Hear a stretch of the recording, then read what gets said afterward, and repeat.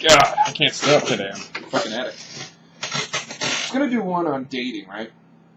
Because of the way people have evolved, guys and girls, they both have different fucking, issues that they have, different problems, different things they do that piss the other off. It's a never-ending cycle because neither side is willing to compromise, really. It's kind of funny. And I realized after dating the whole Diane, I wish you guys could have met her, she was cool. The whole Diane fiasco where, she broke up with me and fucking, I got dumped. Fuck, I don't care. I hate it. Everyone has to rationalize and say, oh, no, I broke up with her because, no, I got fucking straight up dumped. But it was for a stupid reason, so whatever. Anyway, she was the one girl that changed my opinion on a couple things. Like, as much as I'm pissed off at her no end because she's an idiot, but, guys, for the most part, are afraid of the whole marriage and kids thing. But she had a kid, and we dated for almost 2 months. And I started to realize that, dating someone who has a kid is not really that scary, and even having kids and getting married is not that scary. I mean, she joked around about it all the time, and then later I brought that up to her. I'm like, yeah, you were joking around about having kids and getting married with me? Who does that? She's like, no, I was just joking. Fuck that. She was thinking about it, but she didn't want to admit it. Anyway, whatever. Guys and girls we both do stupid things, like, honestly. Guys probably do more stupid things than girls do. But it's all a chess match. It's really weird. It has to do with if you have a person who's found another person, I don't want to say guy, girl, just or guy, girl, whatever, just because some people say, well, guys aren't really like that, girls aren't really like that. But if somebody falls for somebody else, right, if they have more than one choice of mate, it makes it easier for them, for whatever reason. They feel they have a bit of power. If there's only one person that likes them, then they tend to get all fucking, I don't want that person because it's my only choice. No matter how good or bad that choice is, they don't want them. It's fucking silly. It's an evolutionary thing. It's just how it is. Just your genes are telling you need to go out there and fucking do whatever, you know what I mean? And most people just go on autopilot. But anyway, the reason why I brought this up is I am so different, and I don't mean like fucking crazy unusual. I'm different than everybody else. I really am. I took a dating assessment one time, and it said I was compatible with 1% of the girls out there, but I assume 1% was because they didn't have they couldn't break down in fractions. But I really think there's a very narrow psychological profile of girl that can not only put up with me, that I can put up with as well. So, I mean, there's certain things that everybody wants in dating that are fucking unrealistic. I got a buddy who thinks his girlfriend needs to be beautiful, this specific height, this specific weight, smart, funny, like a guy in a lot of ways. And if they can't have that, then no. It depends on who you are, too. If I'm fucking, some super beautiful man, then yeah, I could probably have my pick of litter because I'm good looking. That's just a fact of life. Because you see somebody who's good looking, you want to be with them because there's more of a chance you're going to have good looking kids, even though you don't think of that as a result. It's genetically, that's just what happens, right? It's kind of stupid, but I just wish there's another area people would ask more questions. Like, for instance, the girl who gets treated like shit by the guy who's out fucking who knows how many girls. She's chasing him and chasing him and chasing him because she can't have him. And that's the only reason why she wants him. It's not because she actually wants him. He treats her like shit. I've seen this happen 1,000,000 times. Oh, this guy treats me like shit. I don't know. And they just complain to their girlfriends forever, and they never do anything about it. Girls are amazing in that capacity for taking unbelievable amounts of bullshit. Oh yeah, he only beat me a few times. Anybody who lays a hand on their girlfriend deserves to have the fucking ever-loving hell beat out of them, We have such a fucking overwhelming fucking advantage against women because we're so strong. I mean, a girl with a baseball bat against a guy is still not a fair fight because girls just don't have the same hand-eye coordination that guys do. I mean, yeah, like I said before, there are girls out there who could clean anybody's clock, but they're few and far between. There's not a lot of girls who can actually stand up to even your average guy, even your thin guy. We just, like I said, have a huge strength advantage and physical coordination advantage. But women have a lot of advantages too, like putting up with endless amounts of bullshit. I'm a guy, so I'm biased. I'm not a girl. I haven't seen all the horrible things that guys do to girls, so I really can't give a second opinion. But I know that guys do a lot of shitty things to girls. You don't have to. I think it's more our fault than anything.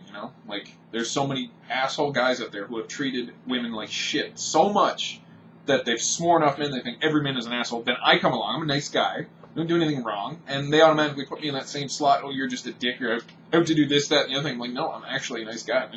I don't want no.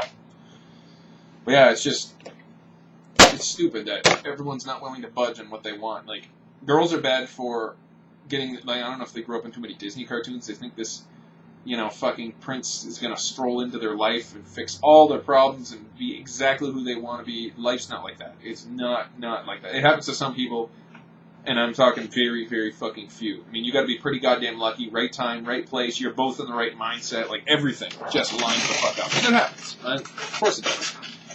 But for most of us, it's going to be work. You have to be willing to accept things. For example, Diane. I really liked Diane. I thought she was great. There were certain things she did that drove me absolutely apeshit. Like, she would not eat my cooking. And it's not that my cooking is horrible. I'm not the best cook in the world. I don't cook a super ton of things. But at the few things I can cook are pretty good. Not bad.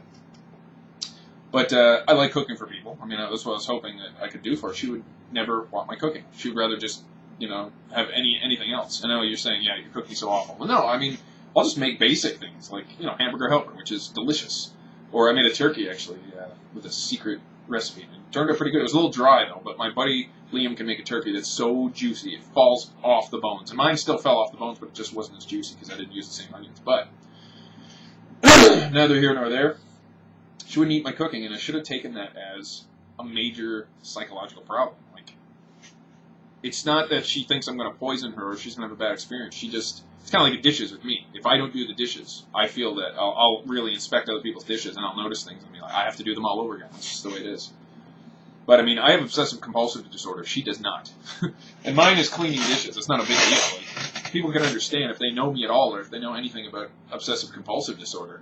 It's not that I'm afraid of germs. I just don't want any visible food on my plate. I hate fucking, little scratchy pieces of shit on plates. It's just... Anyway, there was a couple other little things that came up that I should have realized. Like, she would do anything. Right off the bat, she was very forward sexually. But there are other things that other people would consider not a big deal that she was very withholding on, which is fucking really weird. I didn't get it, like, that it should have been a warning sign. It should have been, take notice because something's not right here. And the problem with her is she's very stubborn. She's very set in her ways. She's not willing to bend on a lot of things, and I think that's why we didn't work. Because she perceived that I was impatient with her kid. Maybe I was a little bit. Like, not much. It's not like I fucking swore at him. I didn't do anything. I'm just not used to kids. And I told her in this letter that I've never had a father. I've never had a father figure. I don't know what the fuck a father figure is, but I was starting to get into it, and I was starting to warm up to it a little bit. I mean, I'd only seen the kid 3 times for 2 hours apiece, maybe. And she assumed right off the bat that it would never get better. It would just only get worse. And then, because she had a reason to break up with me, she listed, here's all the other reasons why, I broke up with you. One of them is you stayed in your room all the time, which I never got to counter with, I have West Nile. I'm fucking sick. I come home of ripping apart trains all day with goddamn huge heavy tools. Do you think I really want to go out and slide in the winter? No, I don't. I'm fucking horribly sick. I'm off work now. Fucking no energy. Oh, thanks. Anyway, there's a couple other little things. I mean, I'm not griping to gripe at her. I'm just griping because these are things I should have noticed and I didn't notice. But anyway, just to give you an idea, just insight. All I can give is my own insight because, I'm me. Yeah. No one knows my own experiences better than I do. But yeah, just everyone's got to fucking stop watching so much goddamn NTV and watching fucking everybody in their videos looking like $1 million fucking covered in money and bitches. Oh, I want to live that lifestyle. That's fucking stupid. It's not real. It's fantasy. You spend, like, say, how much money you rent a camera like that. You build a nice little set, which is not that expensive. Cover them in what looks like diamonds and glamorize them a little bit. Everyone just follows in line. Like, oh, I want that so bad. Even though they go home at the end of the day, they take their pants off, they fucking, have sex with their girlfriend or boyfriend, watch a movie. They don't do anything crazy. It's not like they live on Mars and they're so far in the future. It's just fucking stupid. But yeah, stop fucking wishing for things that aren't real. Everybody wants something that's unreal. They let their imagination just create something that is so impossible that, a normal, actual human being will never live up to. And the guy or girl that likes you, who's just a regular person who you turn down, would actually be probably one of the best relationships you've ever had. That's all I want is an average girl. I don't want a girl that's super goddamn ridiculous gorgeous, because if you think about it, if you're beautiful, your life is skewed because since you were a baby, everyone's treated you different because you're beautiful. So anyway, I'm almost out of time on this one, but I'm just spitballing here, just throwing out shit. I've been doing a lot of thinking, having a lot of time to think being sick, and just throwing out a lot of